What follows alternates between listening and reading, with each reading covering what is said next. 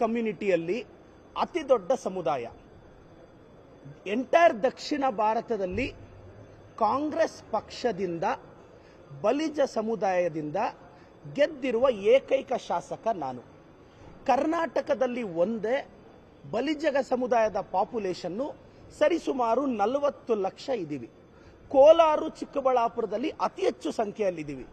ನನ್ನ ಚಿಕ್ಕಬಳ್ಳಾಪುರದಲ್ಲೇ 45,000 ಬಲಿಜ ಸಮುದಾಯದವರು ಚಿಕ್ಕಬಳ್ಳಾಪುರ ತಾಲೂಕಲ್ಲೇ ಇದ್ದೀವಿ. ಜಿಲ್ಲೆಯಲ್ಲಿ ಲಕ್ಷಗಳ ಗಟ್ಟಲೆ ಇರುತ್ತೆ. ಸೊ ಈಗ ನನ್ನ ಸಮುದಾಯದ ಬಗ್ಗೆ ರಾಜ್ಯದ ಜನತೆಗೆ ಮತ್ತು ನನ್ನ ಸಮುದಾಯದ ಕುಲಬಾಂಧವರಿಗೆ ಕೆಲವು ವಿಚಾರ ಹೇಳಿಬಿಡ್ತೀನಿ. ನಂತರ ಕಾರ್ಯಕ್ರಮದಲ್ಲಿ ಏನಾಯಿತು ಅಂತ ಹೇಳ್ತೀನಿ. ಬಲಿಜ ಸಮುದಾಯದಲ್ಲಿ ಶ್ರೀ ಕ್ಷೇತ್ರ ಕೈವಾರ ತಾತಯ್ಯನವರನ್ನ ನಾವು ಆರಾಧ್ಯ ದೈವ ಅಂತ ಭಾವಿಸ್ತೀವಿ. ಅವರ ಹೆಸರಲ್ಲಿ ಪ್ರತಿ ವರ್ಷ ಮಾರ್ಚ್ ತಿಂಗಳಲ್ಲಿ ಜಯಂತಿಯನ್ನು ಆಚರಿಸ್ತೀವಿ. ನಂತರ ನಮ್ಮ ಸಮುದಾಯದ ಮಕ್ಕಳಿಗೆ ಬೆಂಗಳೂರಿನ ಚಾಮರಾಜಪೇಟೆಯಲ್ಲಿ ಆನೇಕಲ್ ತಿಮ್ಮಯ್ಯ ಅಂತ ಒಂದು ಹಾಸ್ಟೆಲ್ ಇದೆ.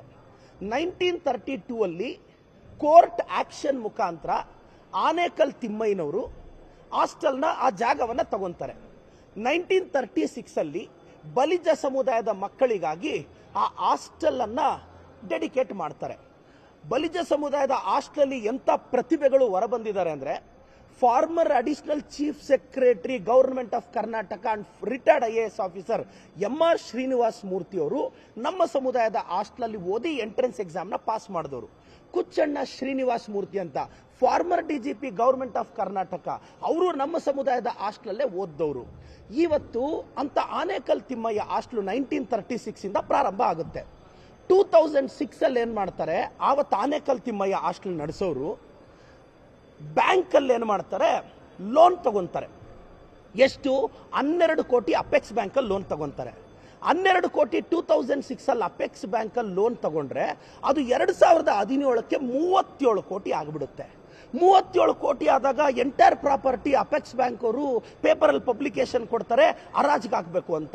ಇವಾಗ 37 ಕೋಟಿ ಕಟ್ಟೋರು ಯಾರು ಕಟ್ಟೋರು ಅಂದಾಗ ಆಗ ನಮ್ಮ ಸಮುದಾಯದ ಹಿರಿಯರು MR Jayaram sir, PC Mohan ಅವರು, ಇನ್ನು ಕೆಲವರು ಕುತ್ಕೊಂಡು ಹಣ 37 ಕೋಟಿ ಕಟ್ಟಲಿಲ್ಲ ಅಂದ್ರೆ ನಮ್ಮ ಸಮುದಾಯದ ಪ್ರಾಪರ್ಟಿ ಸರ್ಕಾರದ ಪಾಲಾಗ್ಬಿಡುತ್ತೆ, ಇಲ್ಲ ಯಾರಾದ್ರೂ ತಗೊಂಡು ಹೋಗ್ಬಿಡ್ತಾರೆ ಅಂದಾಗ ಆವತ್ತು ಈ ವೇದಿಕೆಯಲ್ಲಿ MR ಜಯರಾಮ್ ಅವರು, PC ಮೋಹನ್ ಅಣ್ಣವರು ಇನ್ನೊಬ್ಬರು ಕುತ್ಕೊಂತಾರೆ.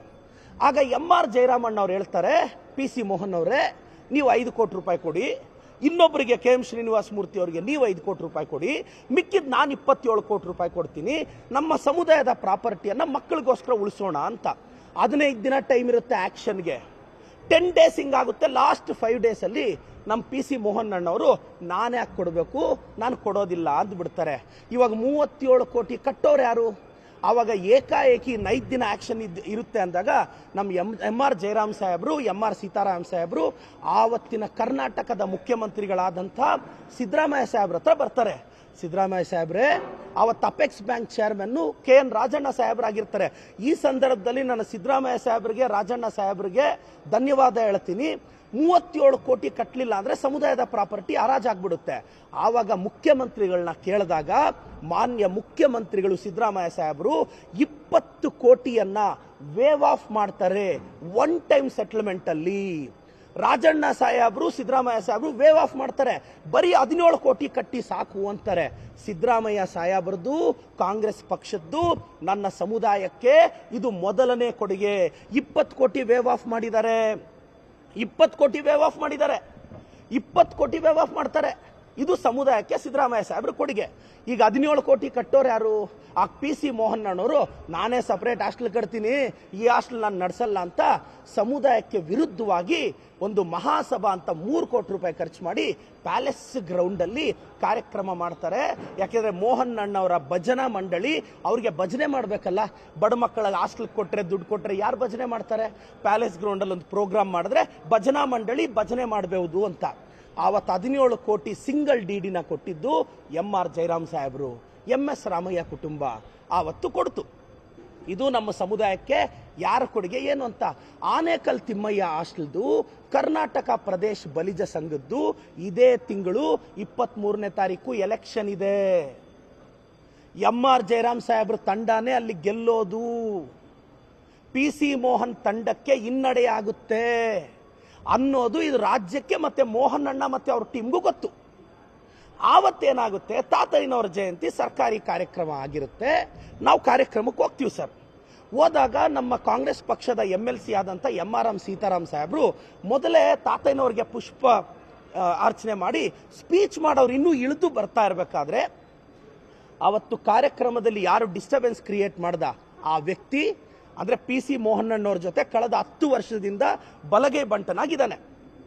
ಆ ವ್ಯಕ್ತಿ ಸೀತಾರಾಮ್ ಸಾಹೇಬ್ರಿಂಗ್ ಹೋಗ್ತಾ ಇರ್ಬೇಕಾದ್ರೇನೆ ಮೈಕಲ್ ಬಂದು ಬಲಿಜ ಸಮುದಾಯಕ್ಕೆ ಕೊಡುಗೆ ಕೊಟ್ಟಿರೋದು BJP, PC ಮೋಹನ್ ಅವರು ಅಂತ ಜೋರಾಗಿ ಮಾತಾಡಕ್ ಸ್ಟಾರ್ಟ್ ಮಾಡ್ತಾನೆ.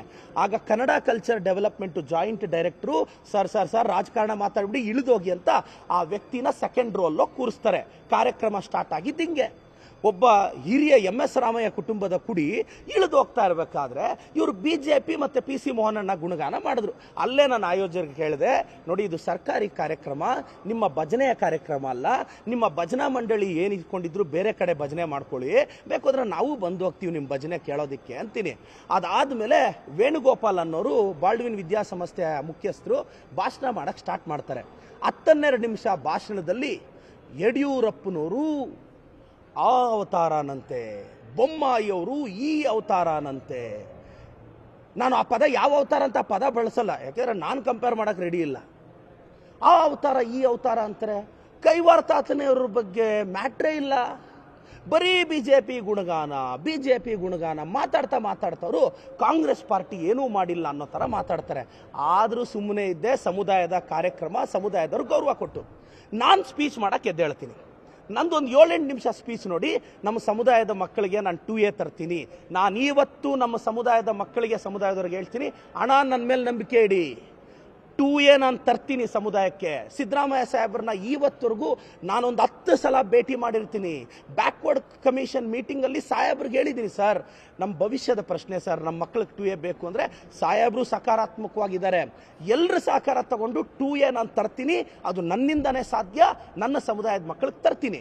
ನಾನು ಈ ಮಾತಾಡಿದೆ, 2A ನಾನು ತರ್ತೀನಿ ಅಂದಿದ ತಕ್ಷಣ ಪಾಪ PC ಮೋಹನ್ ಅಣ್ಣ ಬಲಗೈ ಬಂಟನಿಗೆ ಅದೇನಾಯ್ತೋ ಏನೋ ನನಗೆ ಒಳ್ಳೆ ಹೆಸರು ಬಂದ್ಬಿಡುತ್ತೆ, 2A ತಂದುಬಿಟ್ರೆ ಅಂತ ಎದ್ದು ನಿಂತ್ಕೊಂಡು ಏನೇನೋ ಮಾತಾಡಕ್ಕೆ ಸ್ಟಾರ್ಟ್ ಆದ. ಬ್ಯಾಂಕ್ ಚುನಾವಣೆ, ಬ್ಯಾಂಕ್ ಎಲೆಕ್ಷನ್ನು, 23ನೇ ತಾರೀಕು ಚುನಾವಣೆ ನಡೀಬಾರ್ದು ಅಂತ ಕೋರ್ಟ್ಗೆ ಸ್ಟೇಗೆ ಹೋಗಿರೋದೆ PC ಮೋಹನ್ ಅಣ್ಣವ್ರ ಬಣ.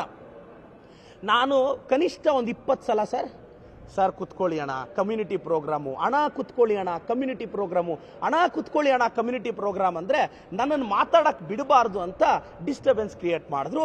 ನಾನೊಂದು ಪದ ಅಂದೆ, ನಿಮ್ಮಪ್ಪಂದಲ್ಲ ಸರ್ಕಾರ, ಕುತ್ಕೋ, ಇದು ಸಿದ್ದರಾಮಯ್ಯನ ಸರ್ಕಾರ ಅಂತ. ಈ ಸ್ಟೇಟ್ಮೆಂಟ್ ಮೇಲೆ ನಾನು ಮತ್ತೆ ನಿಲ್ತಿದ್ದೀನಿ. ಸಿದ್ದರಾಮಯ್ಯನವ್ರ ಸರ್ಕಾರ ಕರೆಕ್ಟ್. ನಿಮ್ಮಪ್ಪಂದು ಅನ್ನೋ ಪದ ಅನ್ಪಾರ್ಲಿಮೆಂಟ್ರಿ ಅಲ್ಲ. ನಿಮ್ಮಪ್ಪಂದು ಅನ್ನೋ ಪದ ಕಾಯಿನ್ ಮಾಡಿದ್ದೇ ಬಿಜೆಪಿಯವರು. ಅದರ ಸೃಷ್ಟಿಕರ್ತರು CT ರವಿ ಅವರು, ಯತ್ನಾಳ್ ಅವರು, ಅಶೋಕ್ ಅವರು, ವಿಜೇಂದ್ರ ಅವರು. ನಿಮ್ಮಪ್ಪಂದ ಅನ್ನೋ ಪದನ ಇದೇ ಅಸೆಂಬ್ಲಿಯಲ್ಲಿ 100 ಬಾರಿ ಬಿಜೆಪಿಯವರು ಸೃಷ್ಟಿ ಮಾಡಿ ಈ ಸಮಾಜಕ್ಕೆ ಕೊಡುಗೆಯಾಗಿ ಕೊಟ್ಟಿದ್ದಾರೆ. ಪ್ರಹ್ಲಾದ್ ಜೋಶಿ ಸಾಹೇಬ್ರು ಹೇಳ್ತಾರೆ, ಸಭ್ಯತೆಯ ಪಾಠ ಸಭ್ಯತೆ ಅಲ್ಲ ಅಂತ. ಪ್ರಹ್ಲಾದ್ ಜೋಶಿ ಸಾಹೇಬ್ರೆ, ನಿಮ್ಮ ಮೇಲೆ ನನಗೆ ಅಪಾರವಾದ ಗೌರವ ಇದೆ. ಫಸ್ಟು ನೀವು ನನಗೆ ಸಭ್ಯತೆಯ ಪಾಠ ಹೇಳಿಕೊಡುವ ಮುನ್ನ ನಿಮ್ಮದೇ ಪಕ್ಷದ CT ರವಿ ಅವ್ರಿಗೆ, ಯತ್ನಾಳ್ ಅವ್ರಿಗೆ, R ಅಶೋಕ್ ಅವ್ರಿಗೆ, ವಿಜೇಂದ್ರ ಅವ್ರಿಗೆ ಸಭ್ಯತೆ ಕಲಿಸ್ಕೊಡಿ ಸಾರ್. ಅವರು ಸಭ್ಯತೆ ಕಲಿತ ಮೇಲೆ ನೀವು ನನಗೆ ಹೇಳಿ, ಪ್ರದೀಪು ನೋಡಪ್ಪ ನಮ್ಮ ಪಾರ್ಟಿಯವ್ರಿಗೆ ಸಭ್ಯತೆ ಹೇಳ್ಕೊಟ್ಟಿದ್ದೀನಿ, ನೀನು ಕಲೀರಿ ಅಂತೇಳಿ ಸರ್. ನಾನು ಸಭ್ಯತೆ ಕಲಿತೀನಿ, ನೀವು ಹಿರಿಯ ರಾಜಕಾರಣಿಗಳು. ಪ್ರಹ್ಲಾದ್ ಜೋಶಿ ಸಾಹೇಬ್ರೆ, ಸಭ್ಯ ರಾಜಕಾರಣಿ ಅಂದ್ರೆ ಏನು ಅಂತ ನಾನು ಗೂಗಲ್ ಮಾಡಿ ನೋಡಿದೆ. ನೀವು ಸಭ್ಯತೆ ಬಗ್ಗೆ ಮಾತಾಡಿದ್ರಲ್ಲ, ಯಾಕೆಂದ್ರೆ ಹಿರಿಯರೊಂದು ಪದ ಬಳಸಿದ್ರೆ ಗೂಗಲ್ ಸರ್ಚ್ ಮಾಡಿ ನಾನು ಕೆಲವು ನಿಘಂಟುಗಳನ್ನ ತಗೊಂಡು ನೋಡಿದೆ. ಸಭ್ಯತೆ ಅಂದರೆ ಜನಕ್ಕೆ ಮಾಡಿದ ಒಳ್ಳೆಯದನ್ನ ಜನರ ಮುಂದೆ ಹೇಳಬೇಕು. ನಾನು ಪ್ರಹ್ಲಾದ್ ಜೋಶಿ ಸಾಹೇಬ್ರನ್ನ, PC ಮೋಹನ್ ಅಣ್ಣನ್ನ, ಕರ್ನಾಟಕದ ಅಷ್ಟೂ BJP ಸಂಸದರನ್ನ ಸಭ್ಯತೆಯೇ ಅಂತ ಹೇಳಿಕೊಳ್ಳುವವರನ್ನ, ಸರ್ ನೀವು ಜನಕ್ಕೆ ಏನ್ ಮಾಡಿದ್ದೀರಾ ಅನ್ನೋ ರಿಪೋರ್ಟ್ ಕಾರ್ಡ್ ಅನ್ನ ಜನರ ಮುಂದೆ ಇಡಿ ಅಂತ ವಿನಂತಿಸ್ತೀನಿ. ಕರ್ನಾಟಕ BJP ಅವರು ಹೇಳಿದ್ದಾರೆ ನಾನು ಆಕ್ಸಿಡೆಂಟಲ್ MLA ಅಂತ. ಓಕೆ, BJP ಅವರು ನೀವೇನು ಕರೆದಿದ್ದೀರಾ ನೋಡ್ರಪ್ಪ, ಮತ್ತೆ ಎಲ್ಲ BJP ಫಾಲೋಯರ್ಸು, BJP ಪೇಡ್ ಆರ್ಟಿಸ್ಟ್ಗಳು, BJP ಗಾನಾ ಬಜಾನಾ ಟೀಮ್ ಸದಸ್ಯರು ಎಲ್ರಿಗೂ ನಾನು ರಿಕ್ವೆಸ್ಟ್ ಮಾಡೋದೇನು ಅಂದರೆ, ಈಗ ನಿಮ್ಮ ಸಂಸದರು ಆಯ್ಕೆ ಆಗಿದಾರಲ್ಲ, ಪ್ರಹ್ಲಾದ್ ಜೋಶಿ ಸಾಹೇಬರು, ಮೋಹನ್ ಅಣ್ಣ ಎಲ್ಲರೂ ಇದಾರಲ್ಲ, ಅವರೆಲ್ಲರೂ ಏನು ಕೆಲಸ ಮಾಡಿದರೋ ಅದನ್ನು ಮಾಧ್ಯಮದ ಮುಂದೆ ಆನ್ ಪೇಪರ್ ಇಡಕ್ಕೆ ಕೇಳಿ. ನಾನು ಕರ್ನಾಟಕದ ಎಲ್ಲ BJP ಸಂಸದರಿಗೆ ಸವಾಲಾಗ್ತಿದ್ದೀನಿ. ಕಳೆದ 1.5 ವರ್ಷದಲ್ಲಿ ಚಿಕ್ಕಬಳ್ಳಾಪುರದ ಶಾಸಕನಾದ ನಾನು ಜನಕ್ಕೆ ಏನು ಒಳ್ಳೇದು ಮಾಡಿದ್ದೀನಿ ಅಂತ ಅತಿ ಶೀಘ್ರದಲ್ಲೇ, ಈಗ ನಾನು 4-5 ದಿನ ಅವ್ರಿಗೆ ಟೈಮ್ ಕೊಡಬೇಕಾಗುತ್ತೆ. ಪ್ರಹ್ಲಾದ್ ಜೋಶಿ ಸಾಹೇಬ್ರಿಗೆ, ಮೋಹನ್ ಅಣ್ಣನಿಗೆ, ಅವರು ಡೆಲ್ಲಿಯಿಂದ ಬಂದು ನನ್ನ ಮೇಲೆ ಡೆಲ್ಲಿಗೆ ಹೋಗಿ ದೂರ ಹೇಳಿ, ಅವರೊಂದು ಮೀಟಿಂಗ್ ಮಾಡಿ, BJP ಪೇಡ್ ಆರ್ಟಿಸ್ಟ್ಗಳಿಗೆ ಸ್ವಲ್ಪ ಪುಷ್ ಮಾಡಿ, ಇದಕ್ಕೆಲ್ಲ ಟೈಮ್ ಬೇಕು. ಸೊ ಮುಂದಿನ ವಾರ ನಾನು ನನ್ನ ರಿಪೋರ್ಟ್ ಕಾರ್ಡನ್ನು ಮಾಧ್ಯಮದ ಮುಂದೆ ಆನ್ ಪೇಪರ್ ನಾನು ಏನು ಮಾಡಿದ್ದೀನಿ ಅಂತ ಮಾಧ್ಯಮದ ಮುಂದೆ ನನ್ನ ರಿಪೋರ್ಟ್ ಕಾರ್ಡನ್ನು ಪಬ್ಲಿಷ್ ಮಾಡೋ ತಾಕತ್ತು, ಗಟ್ಸು ನನಗಿದೆ. ನೀವೇನು ಜನಕ್ಕೆ ಒಳ್ಳೇದು ಮಾಡಿದ್ದೀರಾ ಅಂತ ಪಬ್ಲಿಷ್ ಮಾಡೋ ಗಟ್ಸು, ತಾಕತ್ತು ಕರ್ನಾಟಕದ BJP ಅವ್ರಿಗಿದೆಯಾ? ಇದ್ರೆ ಹೇಳಿ. BJP ಪೇಡ್ ಆರ್ಟಿಸ್ಟ್ಗಳಿಗೆ, BJP ಗಾನಾ ಬಜಾನಾ ಮಂಡಳಿಯ ಸದಸ್ಯರಿಗೆ ನಾನು ಹೇಳ್ತಾ ಇದ್ದೀನಿ, ನಿಮ್ಮ ಸಂಸದರು ಅದೇನು ಮಾಡಿದಾರೋ ಜನರ ಮುಂದೆ ಇಡಕ್ಕೆ ಹೇಳ್ರಪ್ಪ. ನಾನು ಮುಂದಿನ ವಾರ ನನ್ನ ರಿಪೋರ್ಟ್ ಕಾರ್ಡ್ ಜನರ ಮುಂದೆ ಇಡ್ತಿದ್ದೀನಿ. ಪ್ರಹ್ಲಾದ್ ಜೋಶಿ ಸರ್, ನೀವು ತುಂಬಾ ಸಭ್ಯತೆಯ ರಾಜಕಾರಣಿ, ನಿಮ್ಮ ರಿಪೋರ್ಟ್ ಕಾರ್ಡನ್ನು ನಾನು ಬಯಸ್ತಿದ್ದೇನೆ. PC ಮೋಹನಣ್ಣ, ನಿಮ್ಮ ರಿಪೋರ್ಟ್ ಕಾರ್ಡನ್ನು ನಾನು ಬಯಸ್ತಿದ್ದೇನೆ. ಪ್ಲೀಸ್ ಸರ್, ನೋಡಿ, ಜನತೆ ಜಡ್ಜ್ ಮಾಡಿ. ಅವ್ರು ಒಳ್ಳೇದು ಮಾಡಿದ್ದಿದ್ರೆ ಜನರ ಮುಂದೆ ಹೇಳಿ, ಇಲ್ಲ ಖಾಲಿ ಇದ್ರು ಖಾಲಿ ಪೇಪರ್ ತಗೊಂಡ್ಬಂದೆ ಕೊಡಿ ಮೀಡಿಯಾದವ್ರಿಗೆ, ಈಗಪ್ಪ ಏನೂ ಮಾಡಿಲ್ಲ ಅಂತ. ನಾನೇನು ಮಾಡಿದ್ದೀನಿ ಅಂತ ಸಾವಿರಾರು ಪುಟಗಳ ಆನ್ ಪೇಪರ್ ಫ್ಯಾಕ್ಟ್ಸ್ನ ಕರ್ನಾಟಕದ ಮುಂದೆ ಇಡ್ತೀನಿ. ನನಗೆ ಗಟ್ಸ್ ಇದೆ, ನಾನು ಜನಕ್ಕೆ ಏನು ಒಳ್ಳೇದು ಮಾಡಿದ್ದೀನಿ ಅಂತ ಹೇಳೋ guts. Whether the Karnataka BJP has the same guts to tell in front of the people what have done to the people of Karnataka. ಇಷ್ಟು ಕಥೆಯ ಸಾರಾಂಶ. ಕರ್ನಾಟಕ BJPಗೆ ಹೇಳ್ತಾ ಇದ್ದೇನೆ, ಯುದ್ಧ ಮುಂದುವರಿಯಲಿದೆ. ನಿಮ್ಮ ಅಂಜಿಕೆಗೆ, ನಿಮ್ಮ ಪೇಡ್ ಕಾಮೆಂಟ್ಗಳಿಗೆ, ಪೇಡ್ ಗಾನಾ ಬಜಾನಾ ಮಂಡಳಿಯವರು ಅದೇನಂದ್ರೂ ತಟ್ಕೊಳ್ಳೋ ದಮ್ಮಿದೆ ಗುರು ನನಗೆ. ಕರ್ನಾಟಕ BJP ವರ್ಸಸ್ ಪ್ರದೀಪ್ ಈಶ್ವರ್ ಯುದ್ಧ ಮುಂದುವರಿಯಲಿದೆ. ನಾನಂತೂ ನಿಲ್ಸಲ್ಲ, ನಿಲ್ಸೋ ಜಾಯಮಾನ ನಂದಲ್ಲ. ನಾನು ಆಕ್ಸಿಡೆಂಟಲ್ MLA ಅಲ್ಲ. ಕರ್ನಾಟಕ BJP ತುಂಬಾ ಕಾನ್ಫಿಡೆಂಟ್ ಇರೋ MLA, ಆತ್ಮವಿಶ್ವಾಸದ MLA. ನಿಮ್ಮ ಹತ್ರ ಬಂಡವಾಳ ದುಡ್ಡೇನೋ, ನನಗಿರೋದೇ ಧೈರ್ಯ ಅನ್ನೋ ಬಂಡವಾಳ, ಕಾನ್ಫಿಡೆನ್ಸ್ ಅನ್ನೋ ಬಂಡವಾಳ. ಕರ್ನಾಟಕದ BJP IT ಸೆಲ್ ಅವರು ನೆಟ್ಟಿಗೆ ಟ್ವೀಟ್ ಆದರೂ ಮಾಡೋಕ್ಕೆ ಬರುತ್ತಾ ನಿಮಗೆ? ಎಲ್ಲ ನಿರುದ್ಯೋಗಿಗಳಾಗೋಗ್ಬಿಟ್ಟಿದ್ದೀರಾ ನೀವು. ಮತ್ತೆ ನಿಮ್ಗೆ ಉದ್ಯೋಗ ಸಿಗಲಿ ಅಂತ ವಿನಂತಿಸ್ತೇನೆ. Thank you sir.